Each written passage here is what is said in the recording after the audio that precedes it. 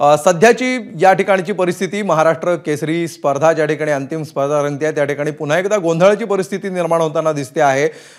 पुन्हा एकदा अनेक तिथे प्रेक्षक आहेत, त्याच्यामध्ये गोंधळाची परिस्थिती निर्माण झालेली आहे आणि आता नेमका काय वाद या ठिकाणी समोर येतो आहे हे बघणं सुद्धा महत्त्वाचं असणार आहे। अधिक माहिती घेऊया, आमचे प्रतिनिधी मतीन शेख सध्या आपल्या सोबत आहेत।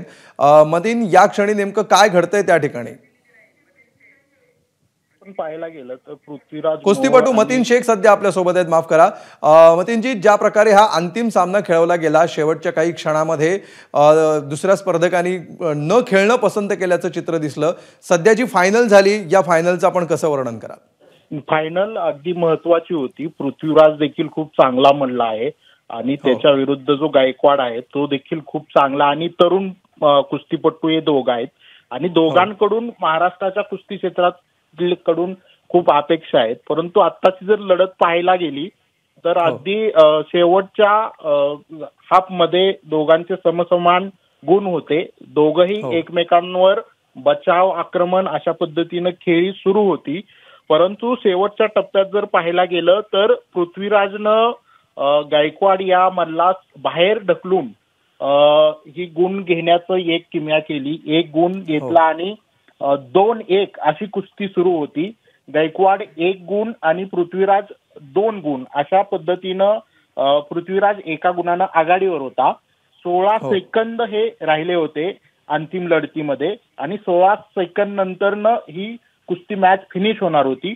परंतु बरोबर 16व्या सेकंदाला गायकवाड या मल्लानं ऑब्जेक्शन घेतला आणि तो पॉइंट कसा दिला असा आक्षेप घेतला। परंतु तो पॉइंट जो होता तो पंचांच्या निर्णयानं अगदी बरोबर होता आणि त्यानं त्या पद्धतीनं मॅचच्या बाहेर त्या सर्कलच्या बाहेर ढकलून 1 गुणाची वसुली केली होती। परंतु एकूणच जर पाहायला गेलं तर अचानक पद्धतीनं गायकवाड या मल्लानं कुस्तीतून माघार घेतली आणि पृथ्वीराजला बाय दिला।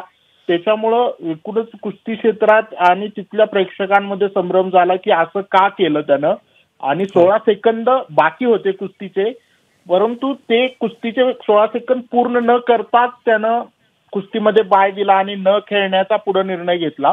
त्याच्यामुळं पंचांनी पृथ्वीराजला विजयी घोषित केलेला आहे। त्याच्यामुळं 2-1 या फरकानं ही कुस्ती पृथ्वीराजच्या खांद्यावर महाराष्ट्र केसरीची गदा आलेली आहे असं म्हणता येईल आपल्याला।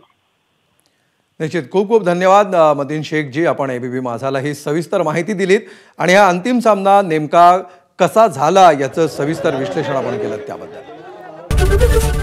एबीपी माझा, उघडा डोळे बघा नीट।